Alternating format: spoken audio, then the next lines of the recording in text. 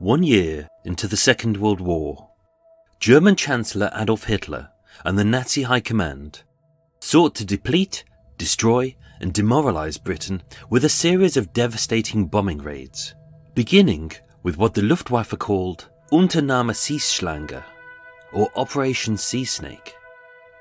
A terrifying attack from the clouds, so fast and so deadly that the British people referred to it by the German word for lightning.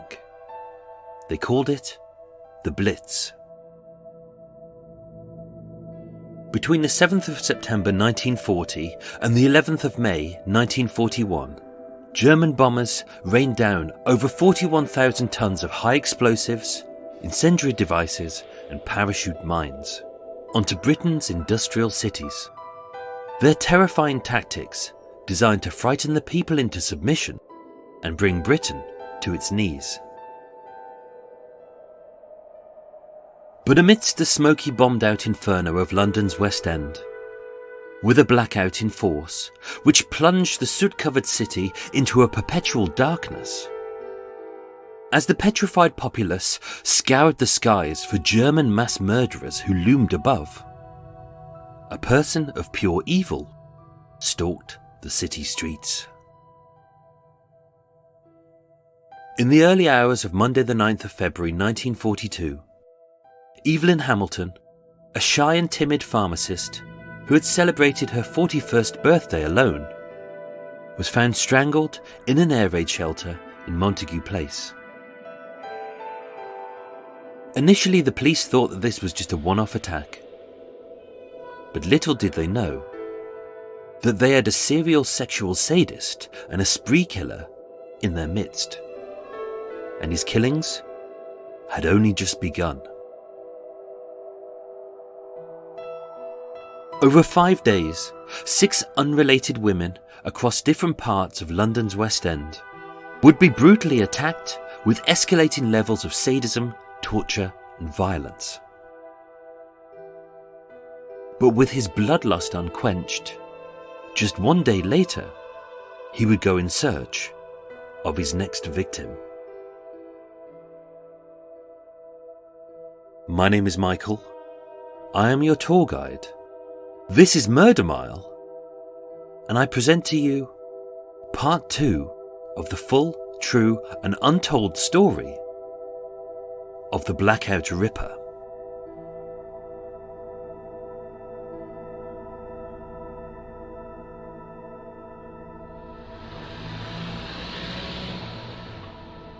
Today I'm standing on Wardour Street, back in the heart of Soho, 1 road west of Old Compton Street, and barely a 1-minute walk from the murder sites of the deadly dentist Isidore Ziefert, shadowy sex worker Margaret Cook, sweet-faced fanny seller Ginger Ray, crazed cock chopper William Stolzer, and chronic Canadian willy fiddler Richard Rhodes Henley.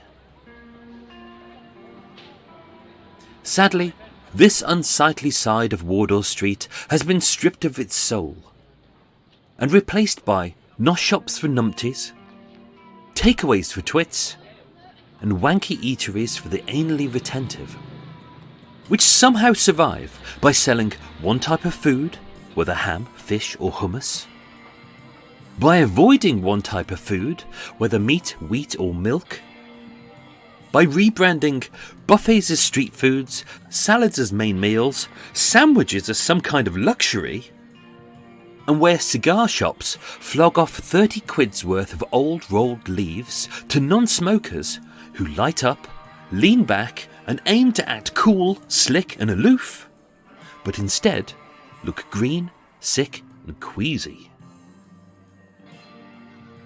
And although by the 1940s, this side of Soho was full of drafty, bombed-out, hardly habitable terraces, only suitable as homes for the less fortunate, many of which have since been demolished. It was here, at 153 Wardour Street, that an ambitious woman called Evelyn Oatley came to London to seek her fame and fortune. But instead, she found infamy as the second victim of the Blackout Ripper.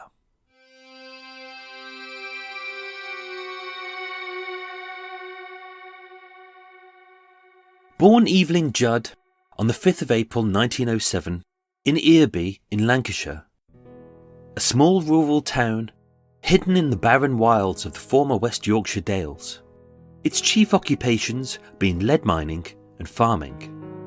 With a population of roughly 70 families and 6 times as many cows, sheep and pigs.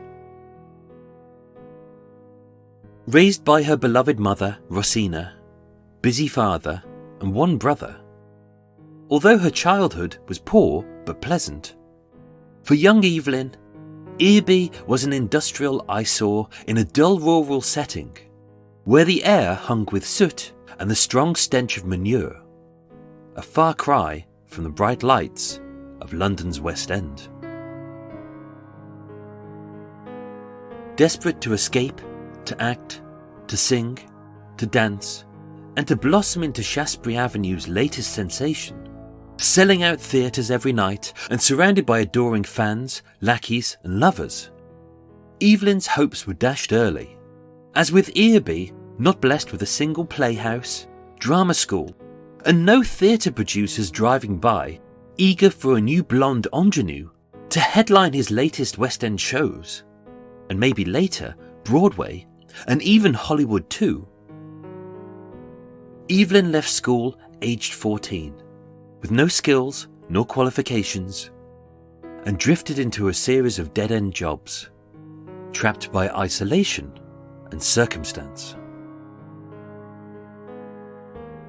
Still dreaming of being famous and adored, aged 15, unmarried Evelyn gained local notoriety by becoming pregnant by an unknown man.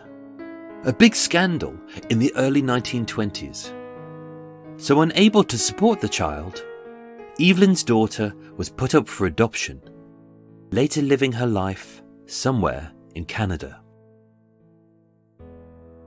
By 1932, 25-year-old Evelyn Judd met Harold Mollinson Oatley, a kind, loving and sweet-natured poultry farmer who could provide her with a good life, full of love, money and a sweet little bungalow on Rover Road in the larger but equally isolated town of Thornton in Lancashire. But Evelyn didn't want to be a chicken farmer's wife. She wanted to be an actress. So being too timid to dissuade her of the dangers of big city life, and hoping that she'd eventually see sense, get the acting bug out of her system and come back to marry him, her beloved boyfriend Harold financed Evelyn's trip to London to fulfill her dreams.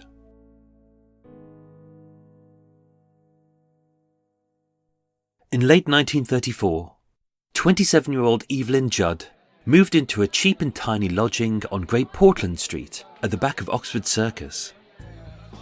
And having adopted the stage name of Lita Ward, she eked out a meagre living as a nightclub hostess, a dancer in disreputable theatres, and even at Soho's infamous Windmill Theatre, where every night topless girls jiggled their tits and swung their tassels to crowds of drunk, drooling deadbeats. To most people, Evelyn's new lifestyle may have seemed cheap, tacky and low rent. But as a country girl from a remote northern town, whose ambitions had been crushed for 27 long years, now she was embracing every ounce of big city life, and finally, her dream had come true. But by March 1936, after 16 months in the bright lights of the West End, fame hadn't come calling for this almost 30-year-old topless dancer. Work had dried up, as younger legs and prettier faces scored all the best roles. And with her money having run out, Evelyn returned to the poultry farm, where just a few months later, on the 25th of June 1936, she married Harold and became Mrs. Evelyn Oatley. As predicted, married life wasn't for Evelyn. She found no joy in staying in every night, playing Scrabble with her homebody husband. No peace being tucked up in bed with a book by 9 p.m. And no reward cleaning out crap out of the chicken coops. As having tasted the excitement of the big city, she knew she wanted more. Trapped in a dull life of squawking birds, in local hotels under an assumed name, Evelyn started clandestine affairs with married men and continued to live and work in London. All under the nose of Harold, who was too ineffectual to stop her and too dull to offer her an alternative.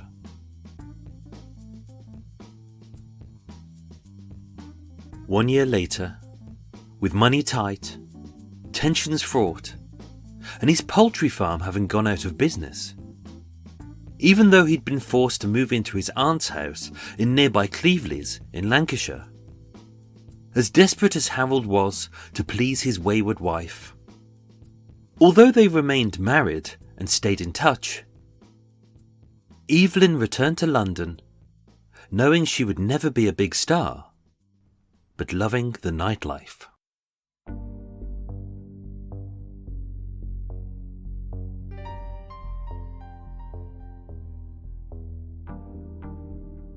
By February 1939, with Britain on the brink of Second World War, Evelyn Oatley had moved into a tiny one-roomed flat on the first floor of 153 Wardour Street. A simple 4-storey townhouse with a ground floor of 5 houses converted into a motorcar showroom called Shaw and Kilburn.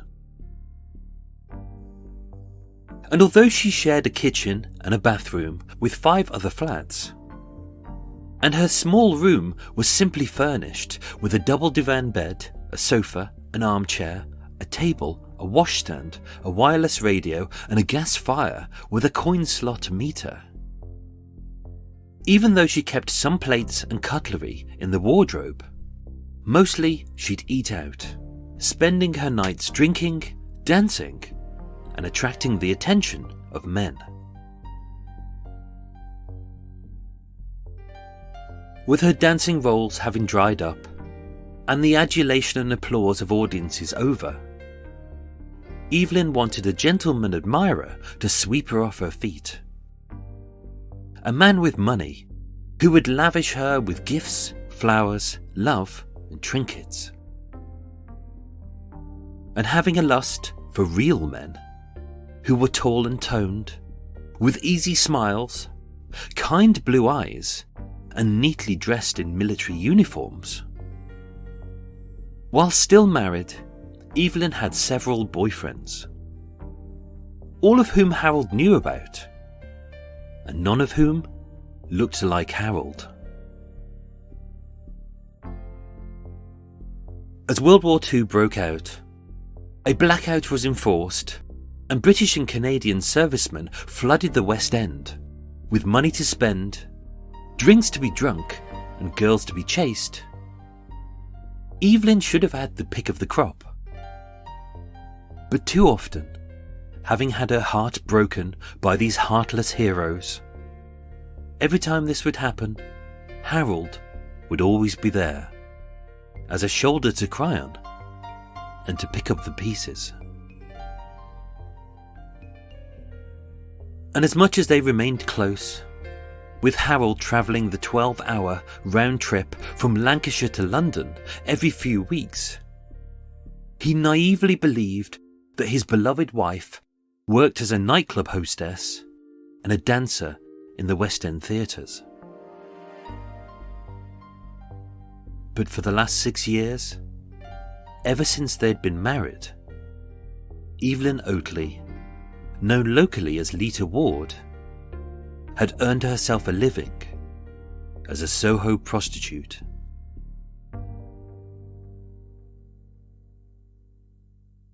Being 5 foot 1 inches tall, 7 stone in weight, with dark blonde curly hair, blue eyes and a cheeky smile, Evelyn was well regarded amongst Soho sex workers as fun, honest and generous. And as a confident woman, Evelyn had no qualms about picking up punters and bringing them back to her flat for drinks and sex. But being flirtatious and charming, she was also adept at luring any potential sugar daddies, not just to spend the night, but also to spend the day after, with free meals, expensive gifts and shopping trips. And as much as Evelyn was a woman of morals, who never stole from customers, never worked on Sundays, and only picked up punters on her patch, she was also a heavy drinker of scotch, not picky about the men she picked up. And according to a close friend, she was a desperately lonely lady who craved attention, feared solitude, and longed to be loved. The last time Harold saw Evelyn was on Tuesday the 3rd of February 1942 at Euston Station. As from the train which took him back to Lancashire, he waved his beloved wife goodbye, hoping one day that she would come back to him, and never realizing that the next time he would see her, she would be dead.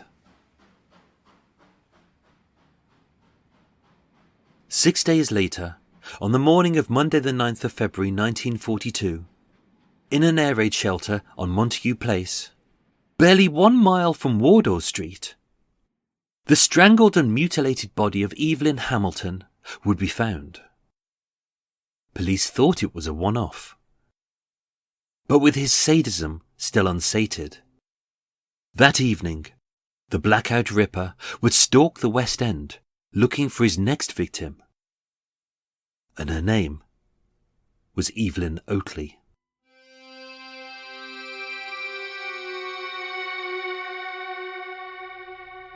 The evening of Monday the 9th of February 1942 was bitterly cold, as an icy wind blew from the east, swirling the freshly settled snow down the half-empty streets of the West End.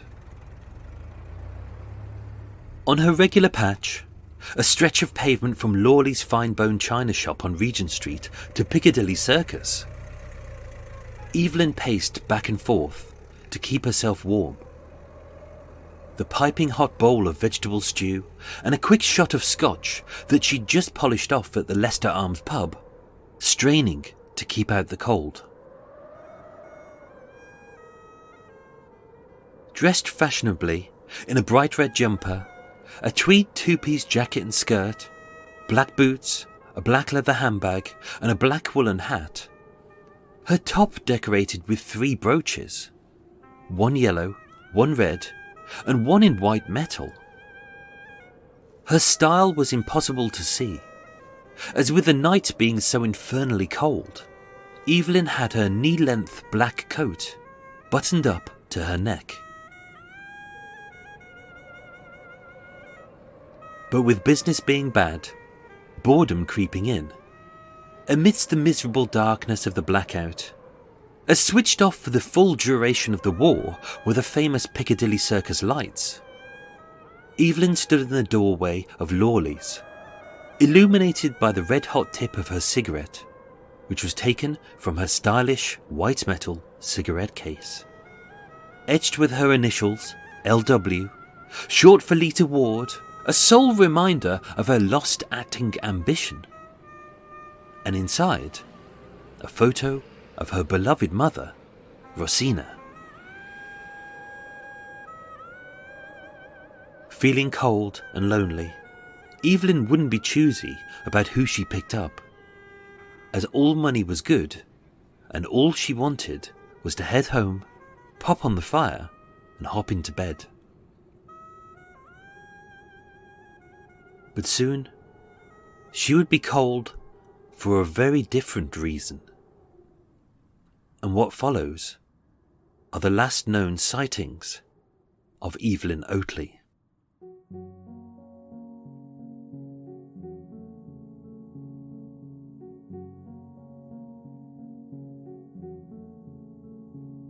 At 10:15 p.m, on the corner of Regent Street and Piccadilly Circus, 2 Soho prostitutes and close pals of Evelyn, one blonde called Laura Denmark and a brunette called Molly de Santos Alves, waved to their friend as she stood outside Lawley's smoking. With both Laura and Molly having been chatted up by 2 tall, slim and handsome, if slightly sozzled RAF men from the Royal Air Force Reception Centre in nearby Regent's Park, they took the men back to their flats. Molly headed to Denham Street with the red-headed corporal, and Laura headed to Frith Street with the fair-haired aircraftman. At 11 p.m, outside Monaco's, a reputable late-night restaurant once used as a pick-up place for sex workers and servicemen, on the corner of Shaftesbury Avenue and Piccadilly Circus, a part-time waitress and prostitute called Anne Carew saw Evelyn, who she knew as Lita Ward, chatting to a Canadian soldier dressed in a khaki battle dress. And although cold, she seemed chatty and only a little bit tipsy. And seeing Anne, she waved, wished her a good night, and guided the military man towards her flat through the dark-lit streets of Soho, guided solely by the dim light of her 6-inch metal torch.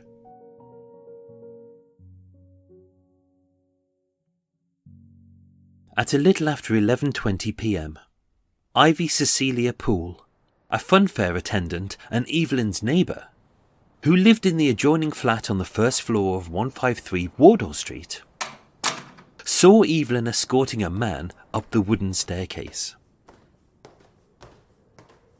But he wasn't Canadian or in khaki battle dress, but a young, tall and pasty civilian in a brown suit with horn-rimmed glasses. And although he wasn't Evelyn's type, as the night was cold, money was money, and with most men's sexual prowess being less of a stud muffin and more of a 2 pumps and a squirt merchant, Evelyn knew he'd only need a few minutes until he was done, before she would head out again and pick up another punter. As Evelyn closed the wooden door, marked with a metal plate which read Lita Ward, Ivy heard Evelyn and the young man chat. As with their penny-pinching landlord having split one large room in half with 2 folding doors to create 2 smaller flats, the walls were wafer-thin, and Ivy could hear everything. Sharing such a small space, Evelyn was always so considerate of noise. But that night, she wasn't. Instead, switching her bedside radio from news to music, she turned up the volume until the recognisable sounds of the couple's mumbling, fumbling and groaning was drowned out. And eager to sleep, Ivy popped in her earplugs, placed her pillow over her head, and nodded off around midnight. That was the last time that 34-year-old Evelyn Oatley was heard or seen alive ever again.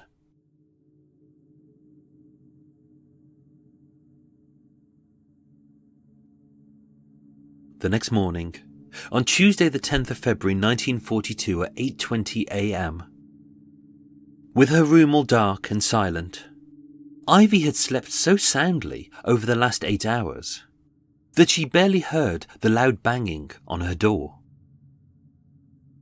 Alerted to the noise by her startled cat, Ivy groggily unlocked the door to see the familiar face of Charles Victor Fleming of the Central London Electricity Company, who, along with his assistant, George Kenny Carter, were here to read each flat's electricity meters and collect this month's shillings from the coin slot.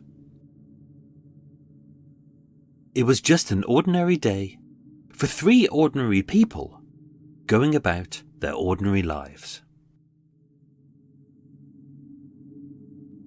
As with Ivy, who was still sporting her bathrobe and slippers, George knocked loudly on Evelyn's door. But with it barely being an hour after dusk, he got no reply. Knocking louder, George noticed the door was ajar. But as a timid young man who was too polite to simply barge into a strange lady's boudoir uninvited and risk seeing things that a young man should never see, like frilly things and ladies' monthly unmentionables, George continued to knock. Sensing the shy youth's frustration and sporting some awful bed hair, Ivy tapped loudly as she opened the door. With the windows blacked out, the lights off, the fire out, and the last shilling in the electricity meter having been spent, as much as Ivy flicked the light switches, the flat remained in pitch black. But as they entered the room, it was clear that they weren't alone. Someone was there, lying on the bed, all silent and still. And as George Kenny Carter flicked on his torch to see who it was, as the dull light illuminated the shape on the bed, he stopped, blinked, and gasped, having seen a sight which no one should ever see.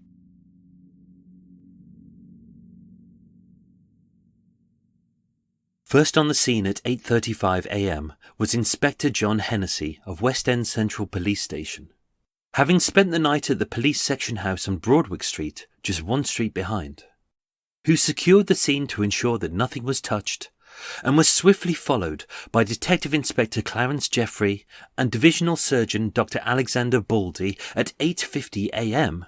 and Divisional Detective Inspector Charles Gray at 9:15 a.m.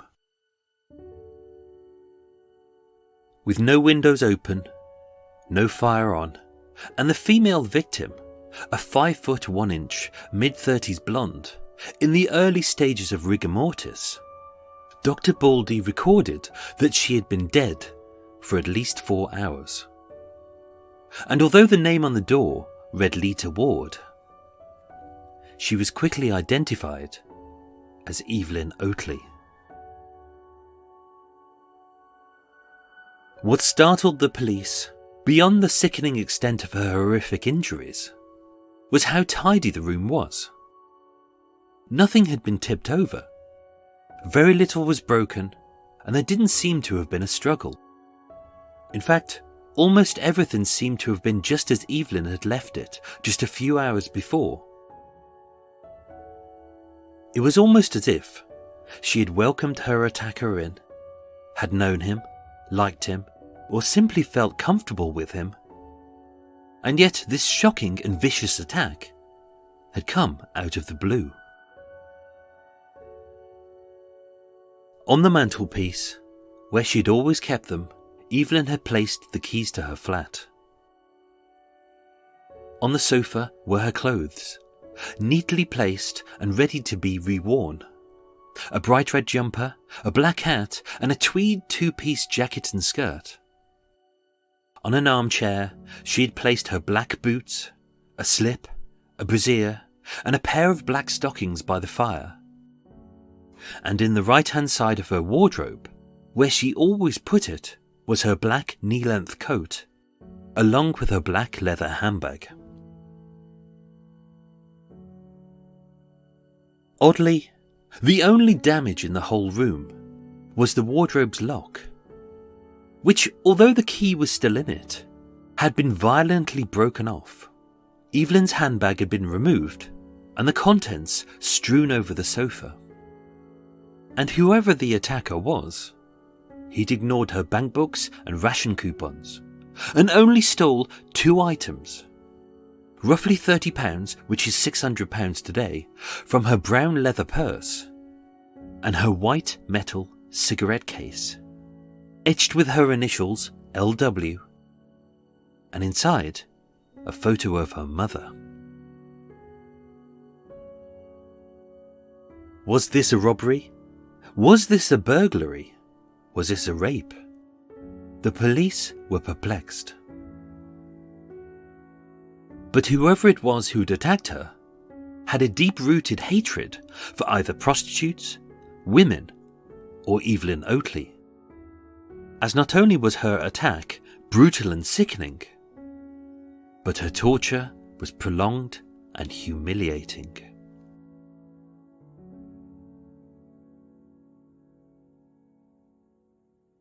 In the centre of the room, with the headboard against the wall, between two blacked-out windows, was her double divan bed. Lying face up and sprawled diagonally across the freshly made sheets was the cold corpse of Evelyn Oatley. Her body splayed and posed, with her thin cotton vest and silk nightdress rolled up, exposing her legs, genitals, and breasts. With no one having heard her scream, and the bruised outlines of a thumb and 4 fingers across her throat and neck, Evelyn was initially strangled by hand in an unprovoked attack, which trapped her windpipe, crushed her vocal cords, and made her more pliable. As although she drifted in and out of consciousness for the next few minutes, what happened next was done while she was still alive. With her head slumped backward, hanging over the side of the bed, using the 2-inch blade of an ever-ready razor, a 5.5-inch wound was cut, from her right ear to her voice box. So deep it exposed her throat, split open her jugular vein, and left a 6-foot trail of blood from the bed to the door. As Evelyn clutched on to her last few moments alive, being immobile as her body was drained of blood, her bare legs were splayed wide. And as with Evelyn Hamilton, although there was no semen found in her vagina, in and around her genitals were a series of 12 unusual wounds, some less than 1/2 inch long, one more than 3.5 inches long, but all were rough, jagged tears, made using an old-style kitchen can opener, with a sharp, hooked claw. But his sadism hadn't stopped there, as having placed the metal can opener next to her left knee, and posed the blood-soaked razor blade next to Evelyn's ghostly white face, as well as an ominous set of blood-stained curling tongs, her sadistic killer, not content with her torture and humiliation, had inserted, 4 inches deep, her 6-inch metal torch into her open and exposed vagina.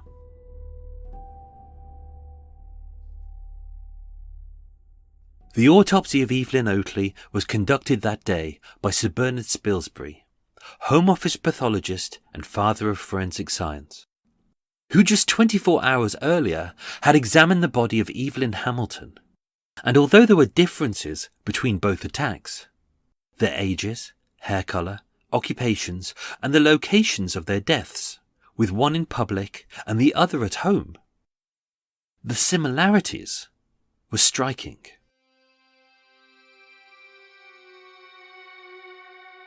Both women were lonely and alone. Both women were in the West End. Both women had been robbed of roughly £20. Neither woman had been raped.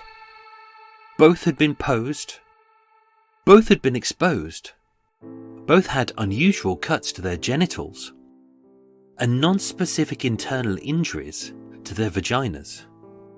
One made using a 6-inch metal torch, and the other within sight of an 8-inch metal torch.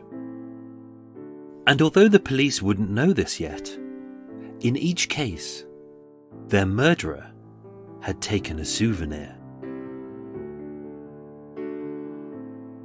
Was this the same man, or merely chance?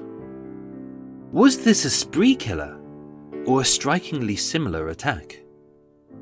With Evelyn Oatley's long fingernails being unbroken, they knew her attacker was swift. With bruise marks on their necks, the police knew they'd both been strangled by a left-hander. And although Superintendent Frederick Cherrell of Scotland Yard's Print Bureau had found a left thumb print on Evelyn Oatley's compact mirror, touched as her killer had rifled her handbag looking for money, and a left little fingerprint on the metal can opener he had used to mutilate his latest victim, none of these prints were on file. If the same man had murdered both women, the police wouldn't have time to even contemplate the horror of a spree killer in their midst.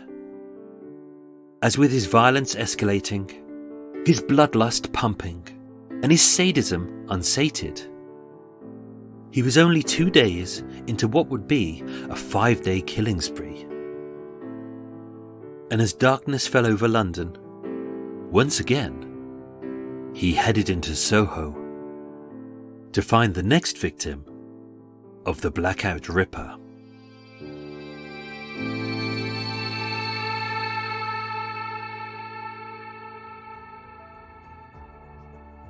Ladies and gentlemen, thank you so much for listening to Murder Mile.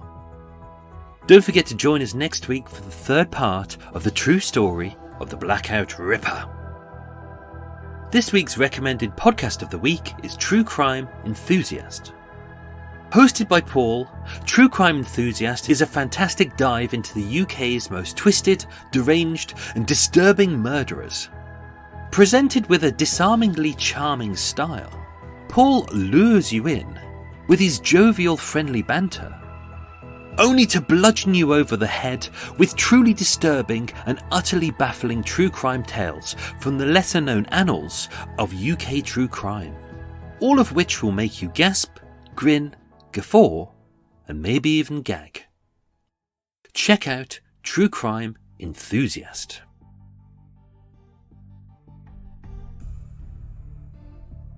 Hello all, I'm Paul, creator and host of the True Crime Enthusiast podcast. I've been a crime buff for many years now, and my enthusiasm has led its way here.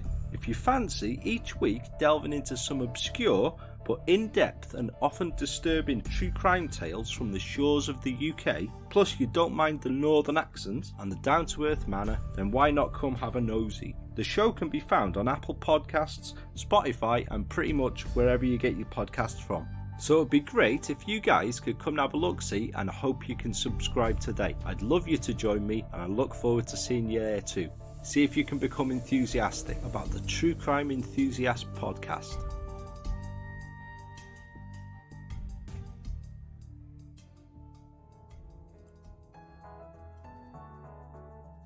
A big thank you this week goes out to my brand new Patreon supporters, who get exclusive access to original Murder Mile content, including crime scene photos, murder location videos, and patron-only Extra Mile episodes from the first 20 cases.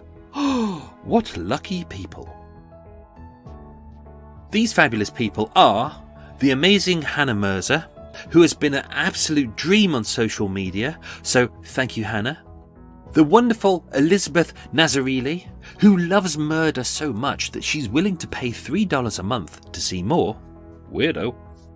And someone who calls themselves... Hello? Hello? Oh, hello again. Welcome back, friends, to Extra Mile.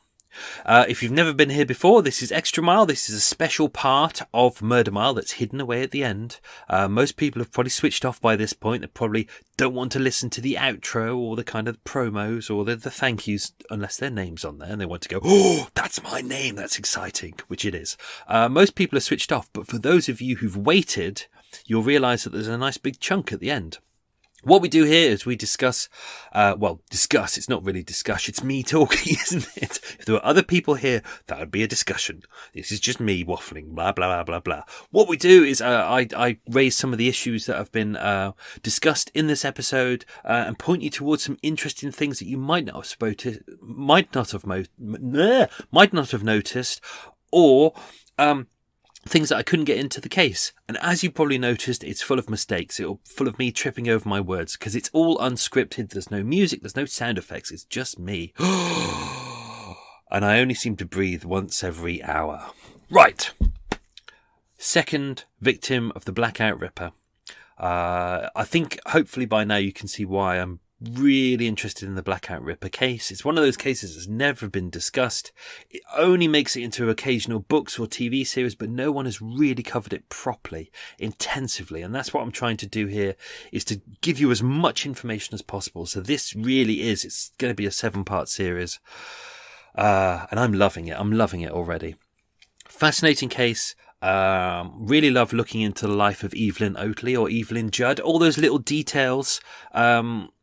As you know, I like to look into the early life of people because I think as soon as you should start in their childhood and look at where they come from, you get a sense of what their hopes and dreams and ambitions are.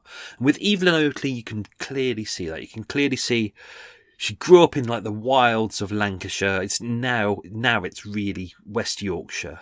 But back then it was Lancashire because the boundaries have changed over time. So if anyone is messaging me now saying Earby is in West Yorkshire, yes, I know that. But back then it was in Lancashire. So yeah, don't blame me. Blame Yorkshire and Lancashire. They're the people who split up their boundaries. So looking at her life, she grew up in the middle of nowhere. Very much a lead mining town. She wanted to be an actress. She was miles away from the city. There's no way she was ever going to make it.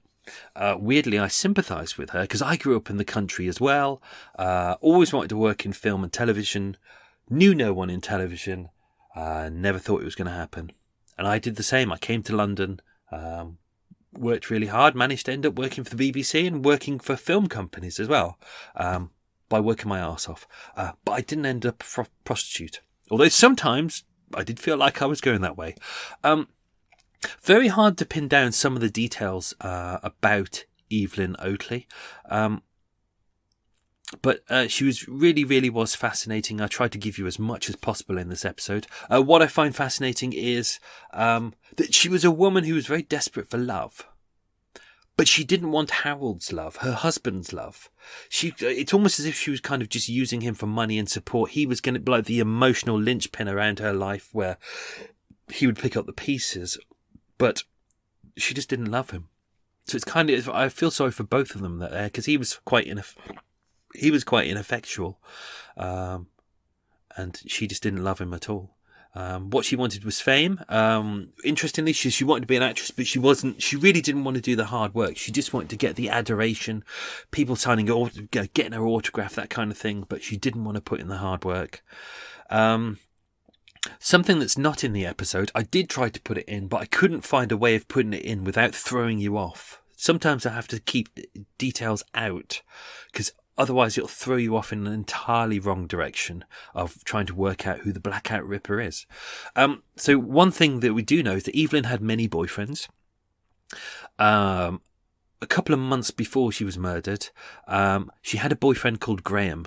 Now, as you know, in this episode I've mentioned a lot that she loved the men in military uniforms. She had a very specific type. She loved all kind of men in military uniforms, and that's what she was going after. She had a boyfriend called Graham. He was a corporal in the army. He was based in Dorset, which is southwest of the United Kingdom on the coast. He really liked Evelyn. He dated her for quite a while. He even bought her an engagement ring, even though she was married. So Graham went to Harold, who knew about this relationship, because he was hoping that eventually she'd just give up the ghost and come home. He asked Harold to divorce her and to please his wife, to please Evelyn. He said yes. He said, I will divorce her just to make her happy. But before the engagement even got anywhere, Graham had dumped Evelyn. And then once again, Harold came all the way down from Lancashire down to London to pick up the pieces.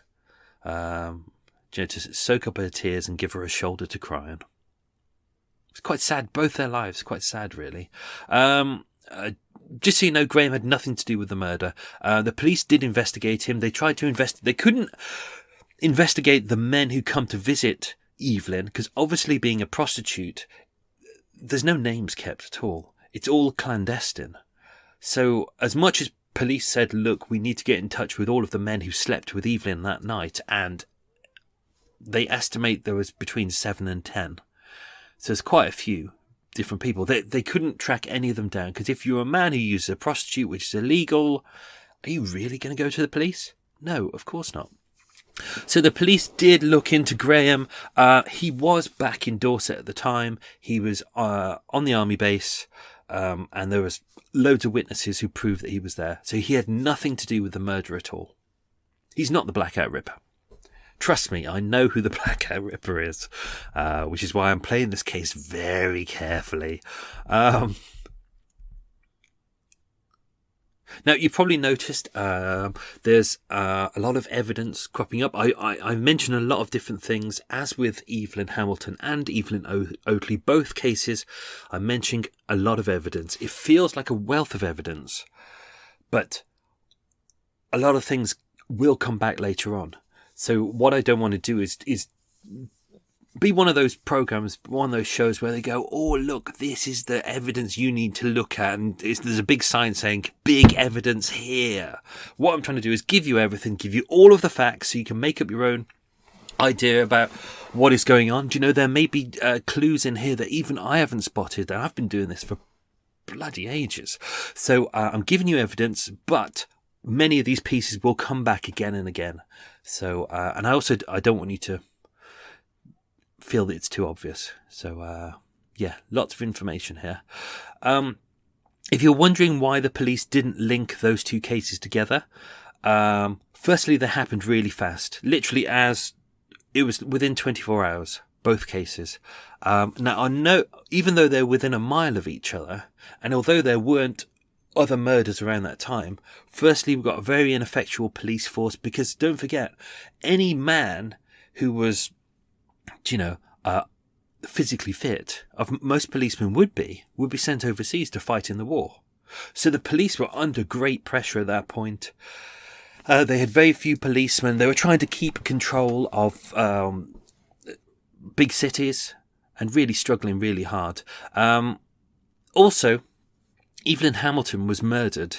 Even though they're both murdered in the West End, Evelyn Hamilton was murdered in Marylebone. Evelyn Oakley was murdered in Soho.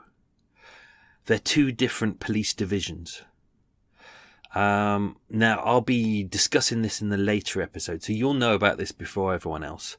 But Soho is known as C Division, and I believe Marylebone is D Division. I still need to do my research on that, ready for the next episode.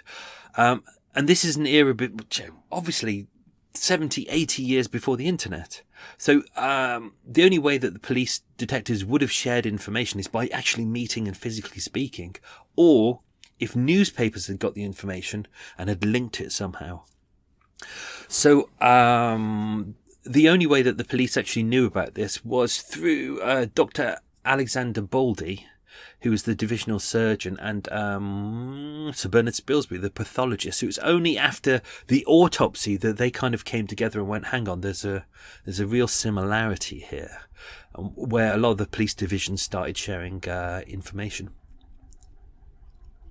You can hear a boat going past. And he's playing some jazz as well. There you go. Normally that will get edited out, but because this is extra mild, it doesn't get edited out. One thing that I'll mention for you that regular listeners won't know about is that you've already seen the Blackout Ripper. In fact, you've seen him twice already. I say see, I mean hear, heard. The Blackout Ripper has made an appearance in this episode, and he made a very brief appearance in episode 1 as well.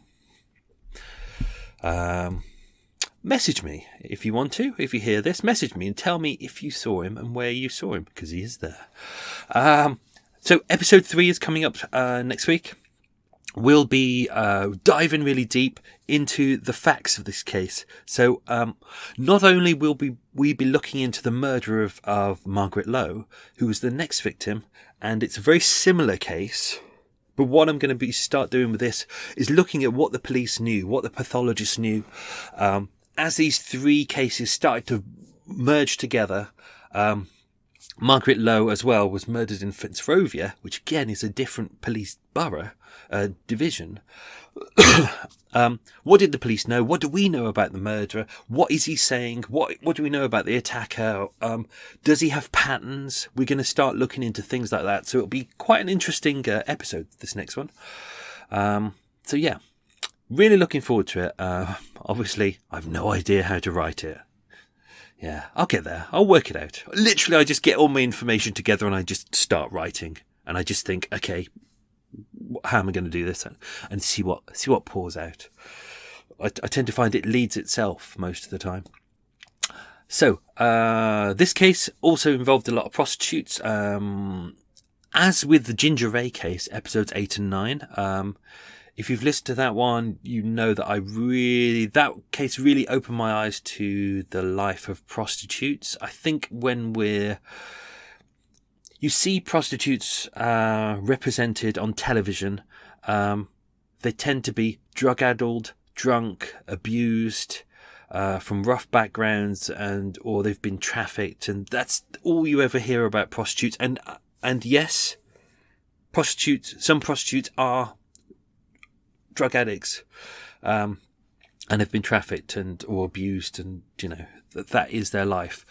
But digging into the lives of many of the prostitutes with the Ginger Ray case, because there were many witnesses who were prostitutes who gave fantastic witness testimony, and in the Blackout Ripper case there were loads of prostitutes in the area who gave a lot of information to the police. They were really critical and absolutely useful, because don't forget, the men who picked up the prostitutes weren't going to give police any information at all. They were useless. But the prostitutes were amazing. And this has really given me a greater insight into their lives and what they're really about. And especially during wartime, many women were out there just to make ends meet. They weren't prostitutes by trade. They had regular jobs, but obviously this is before the government started using women properly in the war, because obviously many women weren't allowed to fight, and they'd only just started to allow women to do munitions jobs, like making ammunition, things like that, and actually, if it wasn't for women, World War II would have gone entirely the wrong way. We would have entirely lost. It was women who actually became the coal miners. They were the women who worked the canal system, ferrying things back and forth. Women took over all the jobs that the men previously had before. So women were absolutely invaluable. But were still, here's a familiar subject, women were still paid really badly. I think, as you heard in the story we had Anne Carew, who was a part-time waitress, but also a prostitute. She worked at number 3 Lyle Street, a little cafe just around the corner. She wasn't making much money, but as a prostitute, for like 2 hours work a night, each woman would be making the equivalent of £300 a day, which is pretty damn good. I mean, that's good money for today. I mean, obviously that wouldn't happen every night, but if you average it out, it's £300 a day. That's not bad. Interestingly, this is me being distracted again. On a stag do years ago, I went into a lap dancing club. Not really one of my favourite places, but I find it fascinating because you get a good insight into people. And it's fascinating to go in there because you see these guys sitting there thinking that they're like the big I am, and they've paid £100 for a bottle of Cristal or something like that, and they're sitting there with ladies around them, and they think, oh, look at me, I'm King Farouk. But it's a fascinating place because the men have no power and the women have all the power at all. It's a fantastic place. Anyway, I was talking to a lady there. She asked me if I wanted to dance. I said, no, thank you. It's not really my thing, but thank you anyway. It was early. We were in a lap dancing club at 4 PM. I know, 4 PM. Pretty embarrassing. It was empty. She wasn't really that bothered. So we were having a good chat. I was wearing a nice top with geisha girls on, and she was asking me about my top, and we got talking. So I asked her why she is a lap dancer, and she said, "Well, I'm actually a nurse. I'm studying to pass my degree. I need time to be able to study because there's a lot of work, but I also need to pay my way to get through my university course." And she said, "I have two choices. Either I can get a bar job where I'm paid like £5 an hour and I get drunken arseholes trying to grope me all day long, or I come into here, basically I do yoga, but in the nude, and I get paid for a day's, for like an evening's work." She said, I can make 2, 3, 4, 5, maybe £1,000. She says, "I need to work one night a month, and that's it. That funds me. That funds my education." And she says, "Do you know what? It's easy. And if any of the men come anywhere near me, there's bouncers everywhere. There's cameras everywhere. And if you touch me, you get booted down, you get beaten up. Whereas in a bar, a woman who's a bar lady just wouldn't get that kind of support." So that was interesting. But with women who prostitute during wartime, obviously it was, many were women. Many were housewives. Many kept it quiet from their husbands. It was a way of earning extra money. And do you know what? There were risks with that job, but many women did it. But what I found through this research was what a nice community it was.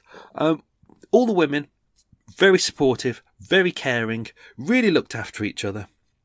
And the more I read about them, the more I have really super high respect for them. I mean, they were incredibly strong and strong-willed, and just fantastic, really amazing women. As a side note, if anyone out there who lives in London knows a prostitute or a former sex worker in the London's West End, whether recent or maybe decades ago, if you want, get them to get in touch with me, because I'd love to interview them for Extra Mile. This is a little secret between us. I'm working on the next new Extra Mile episodes. Do you know, I did the special one-offs before where I talked about where Extra Mile came from. I'm planning some new ones. Not talking about me. I'm planning to do interviews with really fascinating people who will give you a greater insight into London's West End and the crime within the West End. Potentially got one with some policemen, some police personnel coming up, and I just think it would be, if I can get some interesting ex-cons, I'm planning to do that, and a sex worker would be great just to sit down and discuss life as a sex worker. It might not come off, but let's give it a go. Okay, a couple of interesting things that have cropped up in this episode. You've heard me before mention a restaurant called Monaco's, which a lot of people seem to go to. It was a familiar restaurant in the 1940s, very popular, on the corner of Piccadilly Circus, literally where the big famous neon lights are today. Now that's moved. It originally was by the lights. It's now been moved up Shaftesbury Avenue to number 39. It got moved there in the 1950s when Piccadilly Circus was expanded. But if you are in London, you can still go to it today. It's called Cafe Monaco today. They've kept it as traditional as possible. You can see what it looked like when Evelyn Oatley and many of the prostitutes used to go there to pick up servicemen. I might try and get a picture of it and put it on social media. Another thing that's interesting that I learnt during this episode, when a place is busy, people often say, "Oh, it's like Piccadilly Circus in here." Now that phrase stemmed from the Second World War. Because as with most of the lights being off in London, and the famous Piccadilly Circus lights off literally for the whole duration of the Second World War, so many people were flocking to the West End of London, especially servicemen and people who just wanted to get away from the boredom of their lives and, have a bit of fun. Such was the chance of you bumping into someone that you would know in Piccadilly Circus that it became a phrase, "God, it's like Piccadilly Circus in here." Just another way of saying it's just really busy. Oh, and One other thing that I found really interesting, there was, I can't remember his name now, a senior British commander used to refer to the Soho prostitutes as Piccadilly Commandos. Because apparently, whenever, because it was so dark, whenever a serviceman would turn up, and obviously a serviceman turns up, he's there for 3 days, he's been given a shore leave or whatever, he's got money on him, he's looking to buy drinks, he's looking to buy food, he's looking to have sex with ladies. As soon as the Soho prostitutes would see a serviceman, whether from Army, Navy, Air Force, whatever, from out of the darkness, they would pounce out of nowhere. They would pounce and literally start flirting with him. And that's why the senior British commander called them the Piccadilly Commandos. I thought it was a nice way to refer to them. Piccadilly Commandos. Anyway, hope you enjoyed that. That was Extra Mile for episode 2 of the Blackout Ripper. We'll be back next week with episode 3 of the Blackout Ripper. And hope to see you again. Have yourself a good day. Bye.